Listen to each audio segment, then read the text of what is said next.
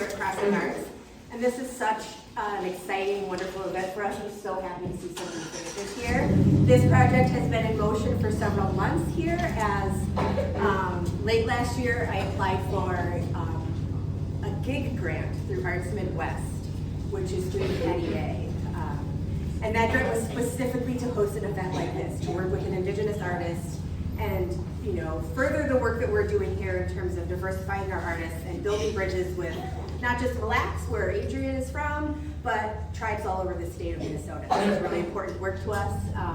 And so we're just really grateful to Adrienne for being part of this and agreeing, saying yes. It was super fun to finally make contact with her and then brainstorm how we could pull this together and have dancers, Darcy and Wendy here, and musicians as well. So this is very exciting for us and we're grateful that you're here. So Adrienne, would you please come up here?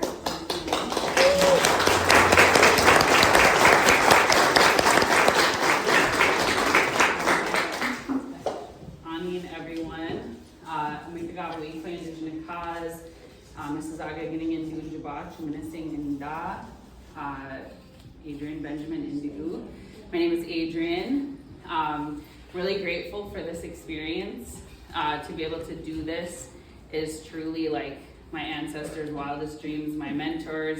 I mean, I think back to when folks would ask me to, start sewing, that they wanted somebody in Mille Lacs who could have these skills to help other women be able to, dance in these arenas and like reclaim our culture. And it's just an honor for me to be a part of it. And every time I get asked to do something like this, I just always like acknowledge those people that helped me, learn this craft, that encouraged me to dance. And especially, Darcy and Wendy, who we'll talk to here in a moment. I do want to share the jingle dress story. I didn't share it earlier with someone, but it's an important part of this, and it's an important part of the jingle dress for all of us here, that especially those that come from Mille Lacs. And it was a story that my Wa'ai Bun told all over the United States and Canada. Larry Smallwood, he was a very famous and popular powwow MC, and he would talk about this story that he heard from his elders when he was a kid.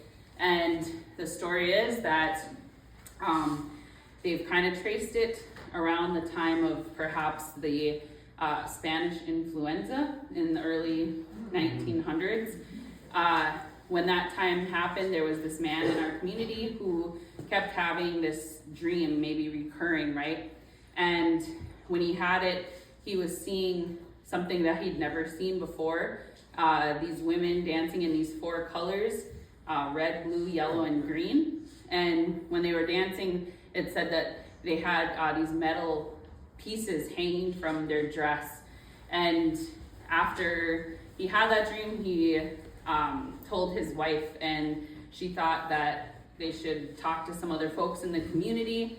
And when they did that, they decided that those dresses should be made. And they got together with some folks that sewed in the community, and they made those four dresses, two of which you're seeing on Darcy and Wendy. These are like recreations that I did, that I thought maybe they would have looked like during that time. So when they brought them out in the community, they decided that they should be brought out during one of our drum ceremonies. And the surprise part of this story was that these folks had a sick daughter. And she was so sick at this time that she couldn't even really get up. She was laying on the ground or on the benches when they started to bring these women in these four dresses and had them dance. And while these women were dancing in these four colors, that little girl got up and started to dance with them.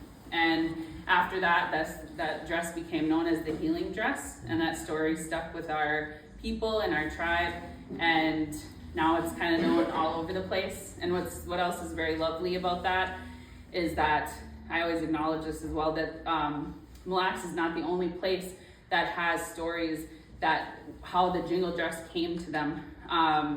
There's other communities that have it as well, and some folks like to say, well, this one is right or this one is right. And I just like to say, like, I think it's very lovely that something happened during that time, whether it be one community or the many communities that it happened for, it came. And now you're seeing it here today, even for you to enjoy in this moment, which is really crazy.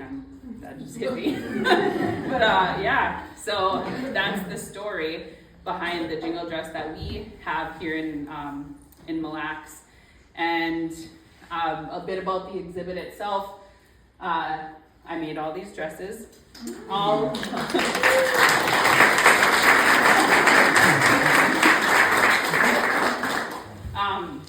but very much a joy and honor to do so. I don't take it lightly. I think every time I make a dress, I truly think about the person that I'm making it for. I really, like, it allows me this freedom to be creative, and I kind of said earlier in an interview that as I've gotten better, it's allowed me to take more risks and be more creative with my dresses, and go out on limbs with blue jingles and the different types of frills and whatnot. But when I thought about this exhibit and what I wanted to share was more than myself. Like, these two honestly have been with me when my dresses were not all that. We're not maybe good enough to be in this kind of a space, but and it's been a journey for all of us, and it's not just me. We've all regained a place in the powwow circle, and I've met so many great people, so we've gotten so many great opportunities, and it came on something that probably would have, we would have not been looked upon good for in the past. It was hard growing up in public schools, this kind of stuff. If we would have ever, danced or done any of this stuff, we would have been made fun of, or worse, It was, so to have people here celebrating it and, thinking it's cool is a shift, which is pretty amazing. Amazing I get to see it in my lifetime, that's for sure. But I just wanted it to be about them and about us, I guess, a we thing. This is only a small part of their personal collections of my work too. I'll say that they had to pick 3 a piece. So, but yeah, we've done this together, and because of them getting out there, they're both champion dancers. Because they're out there, people see what I make too, so it works, all 3 of us, in tandem to be a group and to make this successful. And for us, it's, our success is the healing that we get from just being out there, right? It's beyond, there's no competition between us. It's just all love, and we want each other to be successful, to look beautiful, and to have these great experiences that the Jingle Dress has brought us. And yeah, to talk about the story and then to bring it to this is just incredible. So I'm having a moment while I'm talking about it. So that's where that idea came from, to really talk about it. And there's some lovely quotes here on the wall, just simple questions that I asked each of them, how they felt dancing. I started dancing because when I'm dancing, I feel, and the jingle dress is important to me because, and you can read their lovely answers. But also I want to call them up here for them to talk about the exhibit as well, because they're just as much a part of this as I am. So this is District 2 elected representative also of the Mille Lacs Band of Woodway, Richard Merrill.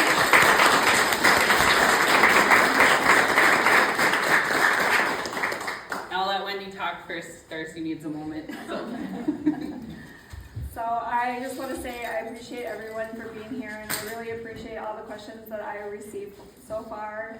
I'm really just, so emotional about this whole story, and the representation that we really need for Mille Lacs is important to us, and the Jingle Dress story is also important. So this exhibit is meaningful for Adrienne, especially. Her art is just amazing, and whenever I wear a dress and they ask me, Adrienne made that dress? I'm like, yeah, Adrienne made that dress. Everybody kind of knows her style and can tell by the way she sews, and it's just so beautiful and well put together, and just great quality, great dress. So yeah, I'll give it, this is, will be like dance time here, no, well, Darcy is okay, but one of my favorite times that we questioned, somebody was like, asked Wendy, so what makes a good dress? And Wendy's like, this is a good dress. Like, this. We just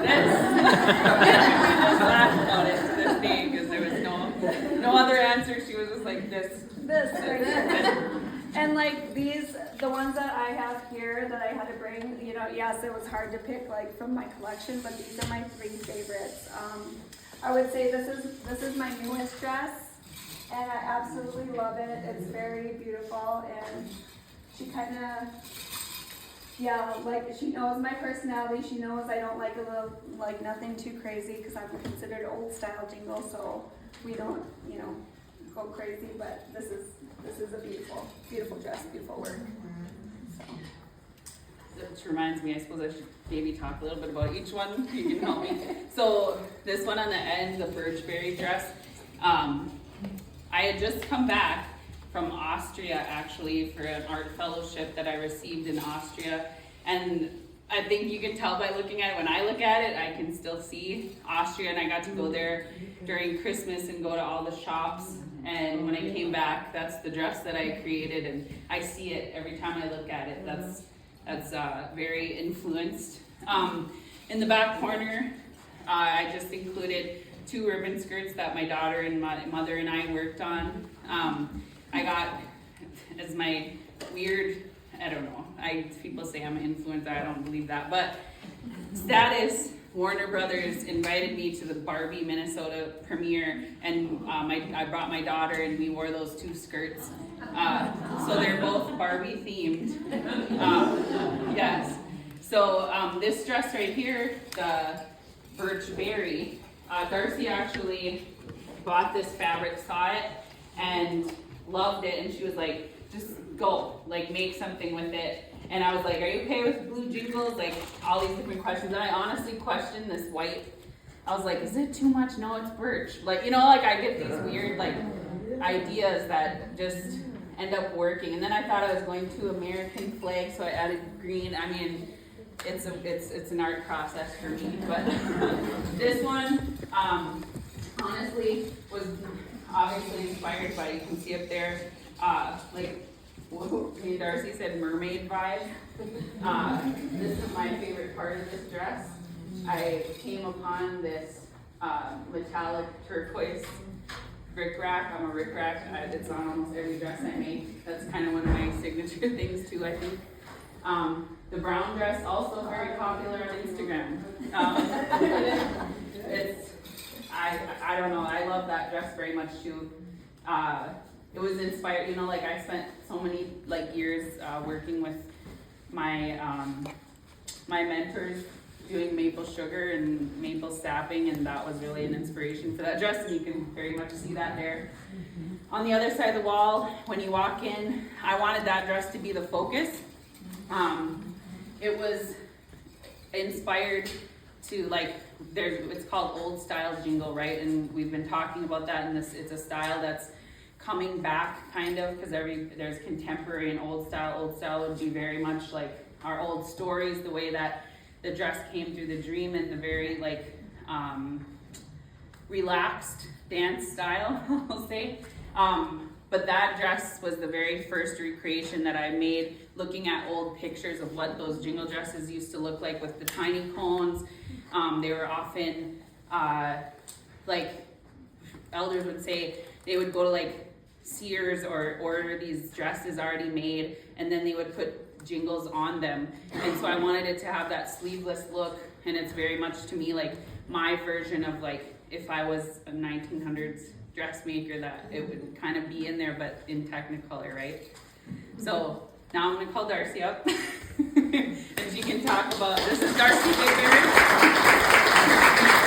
She is a parliamentarian for the Amikogaabawiikwe, which is an incredibly important job as well. I will also share fun facts.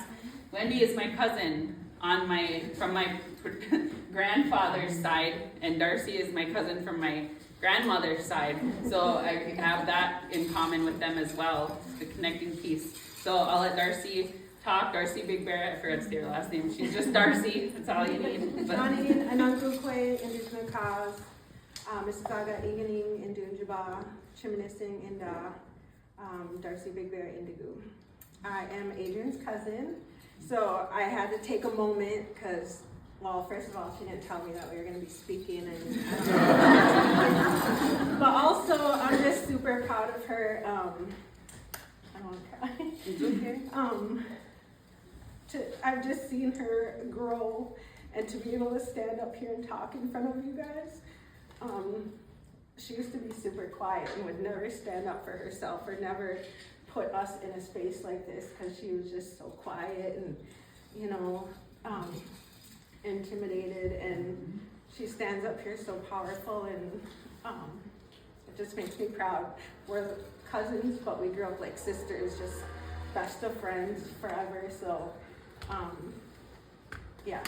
And not only that, but her talking about the healing of the jingle dress, I just want to share this quick story of, there was an elder at the Mille Lacs Band powwow a couple years ago who had a heart attack during the powwow, and she talks about her when Larry Smallwood called all the jingle dress dancers out there to dance for this man, and ended up flatlining a couple times on the way to the hospital. And I've never danced so hard or like prayed so hard for anybody, and he ended up being okay, and he lived several years after. So that story always gets me emotional, so that's why I needed to take a minute. But besides calming my nerves, so I just appreciate everybody being here to support her and her work, and thank you very much. Received the large beaded medallions with jingle dresses. Can you tell us a little bit about those, please? Sure, I can start first. I guess it really depends on like what you want to wear for the day and what kind of matches your jingle dress, but we like to accessorize, right? We like to add things that make us feel like more beautiful, and like what kind of, if it's green, like, hey, I should wear my medallion that draws it together. But this is another artist that created my beadwork, and her name is Adrienne Diaz. A lot of the jingle dress, she also made my moccasins. Long whisker brass kind of made my belt, and he also does like matching cuffs too. So it really depends on like the dress and how you want to accessorize it. So yeah. Is there significance beyond the beauty of the piece, of the medallion? I think it just represents us as Indigenous people, right? We like strawberries. It's part of our culture. We like, you know, to be extra. Yeah, we like to have floral. Like you see a lot of Ojibwe floral in like a lot of our beadwork. So it's just like our earrings. Like Darcy has some roses, and her medallion has floral on it. So floral is very like on the belt. You can see it on the belt. So Ojibwe floral goes with the Ojibwe theme of our dresses. So the medallions might be something you could wear any day, not just for okay. Yeah. Adrienne, can you tell us a little bit more about ribbon skirts as well? I see you're wearing one, and then the Barbie skirts. Yeah, so I, aside from what I make, I heavily support other artists as well. I rarely wear my own stuff, which is, everybody's like, you should wear it. I'm like, well, I like supporting other people too. So I have like so many of this person's skirts. Her name is Chris Medina, Bear Medina Creations on Instagram. But these were, and this is not, they're not an Anishinaabe thing. I think they've really grown to prominence to be really a source of fashion and kind of a way for Indigenous women to, you know, push forward into this realm and get as creative as possible and show up in spaces to, and really like as a piece of indigeneity in a way to be like, this is us, we're here, you know, like it's really grown, and they get fancier and fancier every year. Me too. Yeah, I have asked my questions and you've answered them. Are there any other questions from the audience? Oh, I was just wondering, could you pronounce the title of the exhibit? It is Sewn. How do you pronounce that? Gashkigwaade. Gashkigwaade. Gashkigwaade. Yep. It is sewn. And I will say, I'll answer by all means. I chose that, and it was in my thoughts when I was trying to talk here at first. But I chose it because it really signified like all of it, right? Like for me, like the jingle dresses and the ribbon skirts, like sewing is a thing for me, but like what it's like sewn into my life as well as just beyond that. And I really wanted to like pay respects to that with the friendship, with, you know, all the different things that it's really like sewn together for me also just as an artist. So your question. Okay, what is the difference between the old style jingle dress and what you call the new style? Is there any differentiation? Is there anything that you can say? So the other style is called contemporary, and they kind of do fancier moves. The old style, we kind of just dance in a circle, or not a circle, but an S shape. Okay. The contemporary kind of does more fancier moves, and some of them even spin around. We don't. Yeah, the old period style, fan. Yeah. Fans, Very feathers, fancy. yeah. Like And high then they steps. wear leggings with their moccasins. We don't wear leggings, so yeah, there's a difference. That's the new style? Yes. The contemporary, where Yes. they wear leggings and everything? Yeah. Okay. Good Thank you. question. Yeah, it is a good question. Yes. I wondered about the article in the paper said that you were working with Minnetonka moccasin. Yes. Take them to. So that's part of my artist talk tomorrow. But yes. Come back to us. Yes. So since 2019, actually right at the turn of the pandemic, they had been waiting to make a decision for a long time of knowing that they needed to do something to change, you know, their business and the way that they looked at the products that they were putting out. In their 75-year history, there was never a native design that came out of that company, although their aesthetic was completely, obviously very Native American.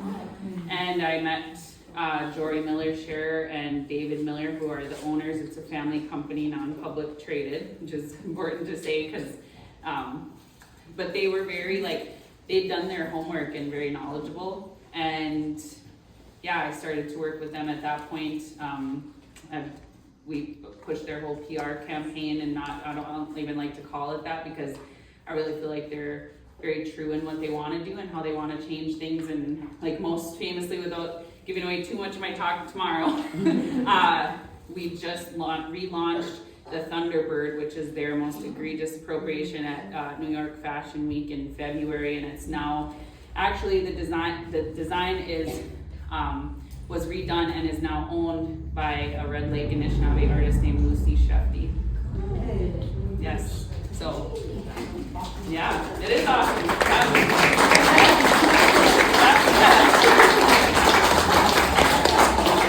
Yeah, no, it's what I'm most proud of in my work so far with Minnetonka. I mean, it's like, you know, she owns the patent, so it's huge. It's like a reclamation thing, you know, on top of it too. So, yes, great question. Come tomorrow. We'll talk tomorrow. 10 to 12 in the back, love coffee and treats, and lovely Adrienne and Hugh. We have another question?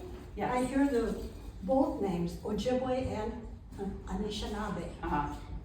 Why both names? So, Do you prefer one? Is one more native and the other extraction? so Anishinaabe is the word that we have in our own language that describes ourselves, and like Chippewa is another one. I feel like if you say the words Ojibwe and Chippewa are like, Chippewa was a mispronunciation of that word, right? And there's many words that are like that, last names. We have some folks in our communities whose last name is Naquanabe, but it's really a Niganiquanabe.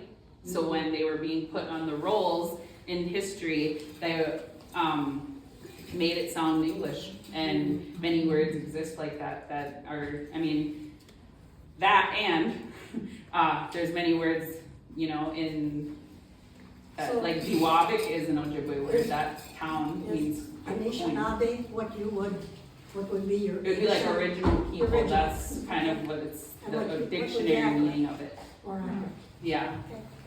And that, yeah, it encompasses, like, it's not, I don't feel like it's just us either, but I would say those that are like, you know, come from this land that that's how we look at it, but it's the word for ourselves, really, Anishinaabe, and that's what, yeah, but it's also, we have many Anishinaabe brothers and sisters, right? Like, if you don't use tribal affiliations, like Red Lake people are Anishinaabe as well, right? So, but it's also Ojibwe. So it's kind of, but yeah, the word Chippewa is the one that's the English mispronunciation. Well, what is it supposed to be? Did it Chippewa, they mispronounced it? Oh, it's supposed to be Ojibwa? And it's Chippewa, and they say Chippewa? Well, yeah, like it's a mix of that, all those three words, yes. Like, I was just reading an article about it yesterday, so I'm not a scholar pro on it, but it is, it's like, it's a lot of big mispronunciations, but our word for ourselves that we choose is Anishinaabe. Okay. Yeah. Would Ojibwe kind of, is that how you describe the language, Ojibwe? Well, we're still Mille Lacs Band of Ojibwe, right? I think you can talk about that. How, well, the word and why it's part of it. You put me on the spot, so. I should never have asked. No, it's okay.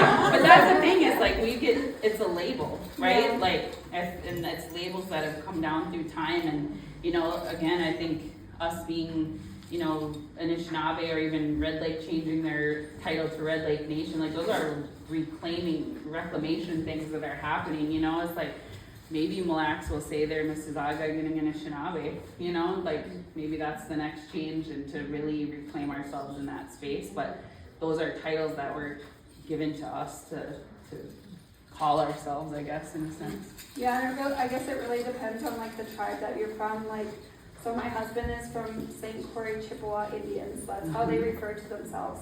And obviously, like us, Mille Lacs Band of Ojibwe, we refer to us as Ojibwe. Yes. I'm wondering how welcome are non-native participants at powwows? I'm very my grandson, it's important for me to help him understand that we live on stolen land. Oh, And, but I don't have the words or the history or the understanding. So he asked me a lot of questions about that. That's why I wanted to bring him here tonight, just so he could see some visuals. But, I can't answer the questions. I don't know. yeah. Thank you for that. And so I just wondered about bringing him to a powwow, maybe, if that Yes, would be. you're more than welcome. The third weekend in August is our traditional powwow. That's probably the best one to go to because it's more spectator friendly. You can, when they have intertribals, anybody can come out there and dance, no matter who you are, where you come from. We welcome you, and they'll say that too. They'll make an announcement that everybody's welcome to come out and dance. So please join us. Third weekend in August. Yes, and if you see any of us there, come dance with us. We'll hold your hand out there and we'll show you how to do it.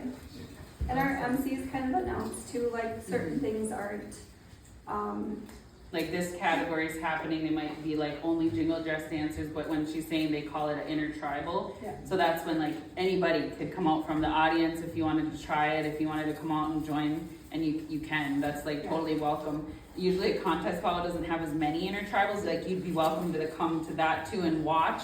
That's where, like, that's kind of a newer age thing where like they have old style jingle competition now where you like could win first, second, third, fourth place, and they get voted on by other champion dancers. So that's kind of, it's like fun to go to. And it's very much welcome. And I just wanted to thank you for like acknowledging that, and just to bring youth. Like I'm worked with youth my whole career, and I think that's the way that we're going to change the world. So very cool. Yes. Now, the jingles are such a special form. Yes. Do you make those yourself? Okay, so I don't. I feel like some makers are like, I roll my own jingles, they say that, and I'm like, that's cool. I want to use my hands in my old years. No, I'm just, but like nowadays it has at least become pretty prevalent. The jingles I personally choose to use, if I have the chance, they're stamped one. I don't have a stamped one. Oh, okay. Well, there's a jingle company that was actually started by a girl in Alberta, I believe, in Canada, Anishinaabe Bamishmo, and she sells packages of 100 jingles that are already rolled in this smooth finish and a stamped finish, and then in copper, gold, and silver. So that makes my life as a maker tons easier.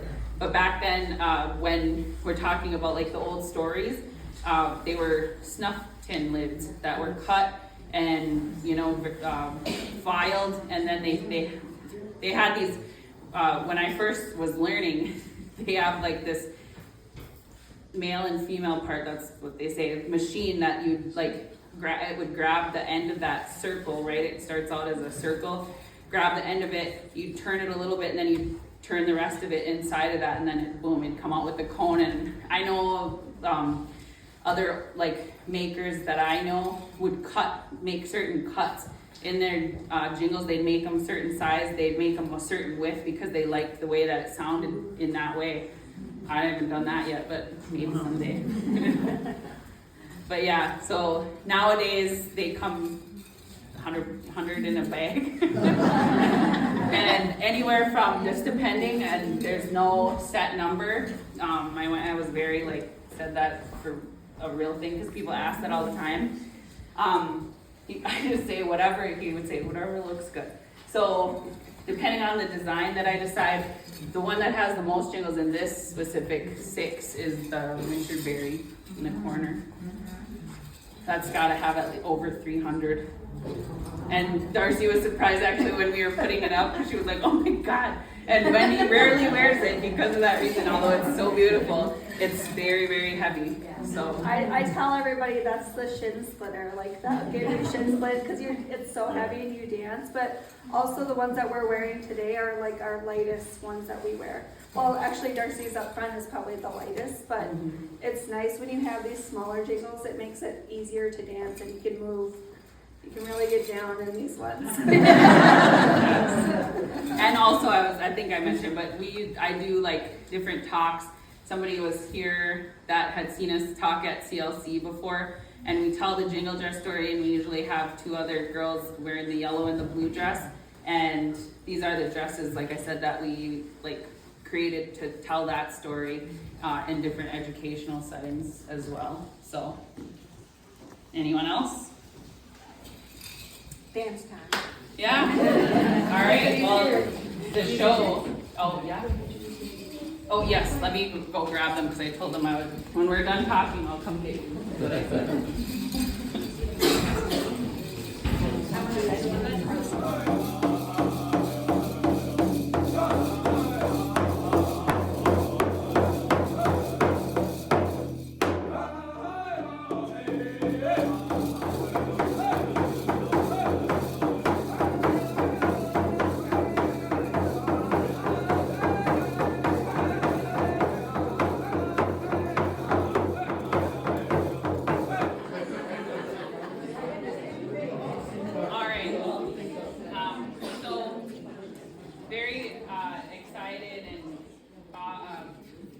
Always honored that John answers my asks when I ask him to come and sing. Other fun fact, I'm also related to John. But my grandpa was like a very special person in my life, and that's where my last name comes from as well, and it's John. And Joseph's last name, this is John's son, Joseph. He sings with a world champion drum group. And John is one of our most knowledgeable language keepers in Mille Lacs. He speaks very well and is like a treasured person. And I say this every time. My favorite singer, when I hear what I grew up with hearing in the dance hall and the elders that are no longer here, I hear it every time John sings, and I can hear him when I walk in. I know he's there, and he just has that old Mille Lacs style that you don't really hear anymore, obviously, because time has gone by, but John preserves that for us, so I'm very honored that, they answer when I ask them to come and do this with us, so, and it's amazing to have my family. So. Also, one more thing about John, so he's one of our drum chiefs, which is a very high honor to hold in the community. And he also works at Neashing School teaching Ojibwe language to youth. So without further ado, this is the best part of the evening by far for you. So they're gonna start out, singing what's called a straight song. So it's two different styles of dance that these dresses move in. And this first one is a straight song. So it might get a little bit loud for you little ears.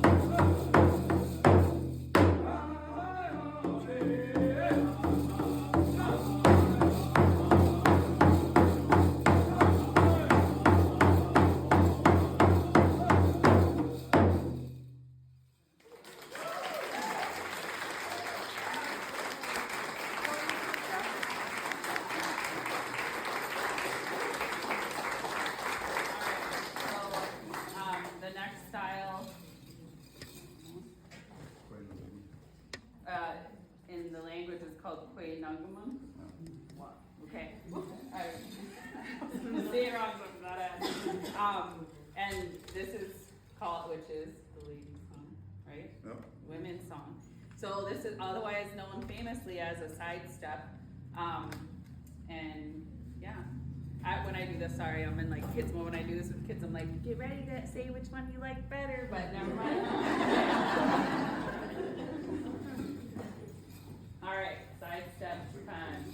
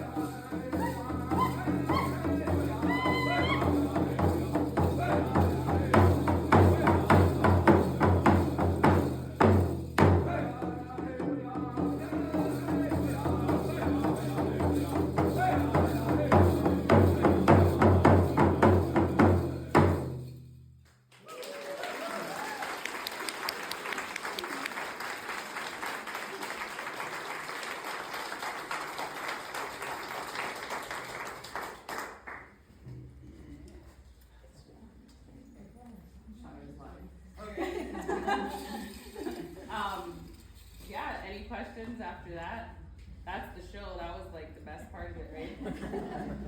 So you all are very lucky to be here because everybody else just gets to see the dress still.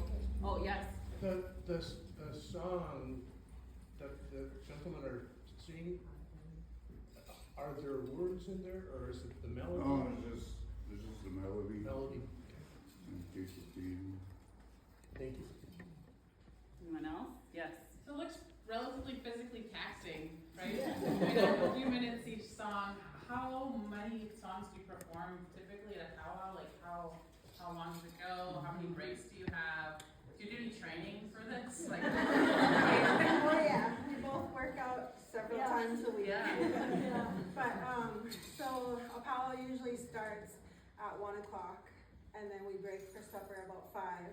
And then it starts again at 7, and usually goes till about 10, 11 p.m. And that's Friday, Saturday, and Sunday sometimes, so. You would dance the majority of that time? Or Yeah, it depends on, like we talked about earlier, traditional versus a contest powwow. It just depends on the powwow and, yeah, the categories and whatnot, so. But the side step you see in the second song, so we do that at our social during our ceremonies. So we'll dance like 20, 30 of those songs, and we'll dance until 1, 2 o'clock in the morning. So we have to stay in shape to do these songs. It's tough, yeah. Yes. I was wondering if you have contests, and if you do have a contest, what are the prizes and what's the judging process? Yeah. Go ahead. So they usually pick like 5 judges, and they try to pick people that are kind of outside of the community so that they're not biased. I'm like, oh, that's my favorite dancer, I'm gonna pick her. But it really depends on the powwow. Sometimes it goes from like 500 first place to like sometimes 1,000, 1,500, yeah. Or people give away dresses. Sometimes it really depends on the prizes. You know, it's fun. And what are they looking for? Are they judging your outfits? Are they judging the numbers of jingles? Are they judging? I would say it really depends on the judge. Because sometimes, like, yeah, you can go out there in your best jingle dress and you may not win, you know? So it depends on your dancing. When you're looking for old style, you're looking for, you know, the moccasins, you're looking for like the side step, you're not looking for any fancy moving, and so that's kind of how it goes. On beat is. And make sure you stop when you're supposed to. I was going to ask that too. You both were totally in step and you stopped at exactly the same time. When you're dancing, how many people dance with you typically? And do you all Like stand during beat? contests, there could be 30, 40 Okay. dancers. And do you all stand beat? Well, the good ones do.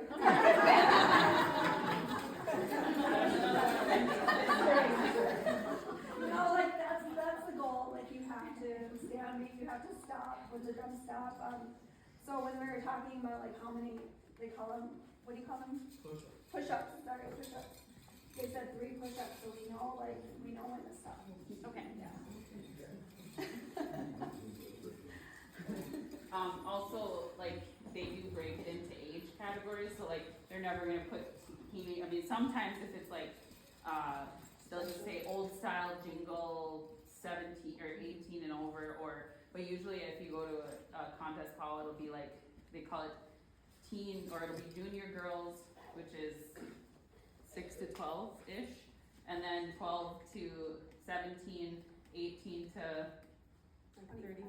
35, and then 35 to 55, and then they'll do what's called golden age. So once you get to the golden age, then they'll usually put like more of the styles together, because not a lot of people can, you know, like when you get to that age, can keep up the endurance to do it. Yeah. But there is some really bad get down for sure. I'd rather be in the younger category, not go against those chicks for sure.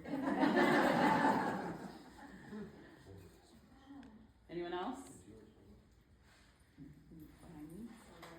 Thank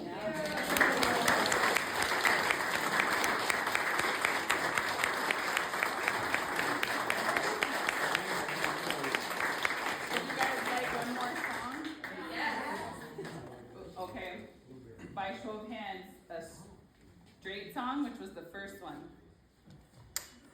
Everybody likes the side step, all right then. Side step. Huh? Oh, yes, and if you are so moved, and there's room and we're cautious of other people's art, feel free to join and sidestep along with them. Yeah, a couple push-ups, so. Two, they said. All right.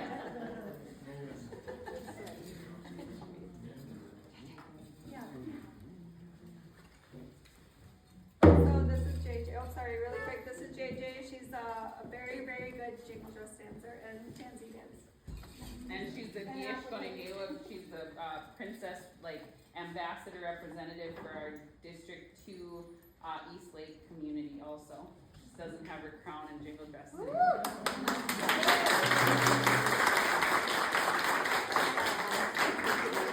she's gonna give her for you in cowboy boots, so that's extra class.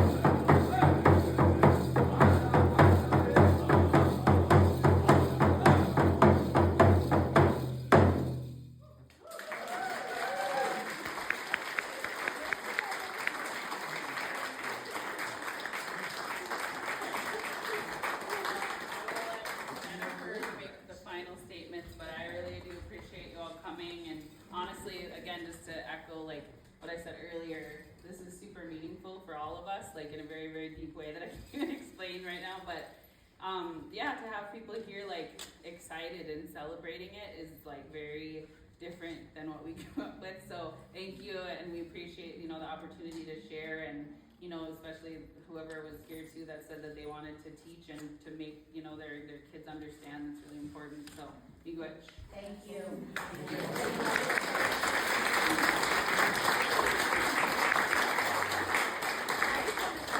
Thank you again for all of you being here, and thank you so much for giving us this honor to have this work in our gallery and to witness your dancing and singing.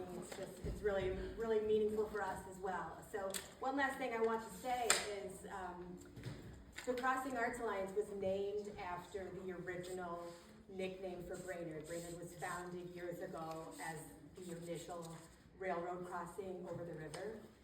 And that crossing to us is the crossing. It is the intentional work of crossing, making those steps, all of us, each of us from all sides, taking those steps forward to meet in cross-cultural communication. Art can be such a powerful teacher in this way.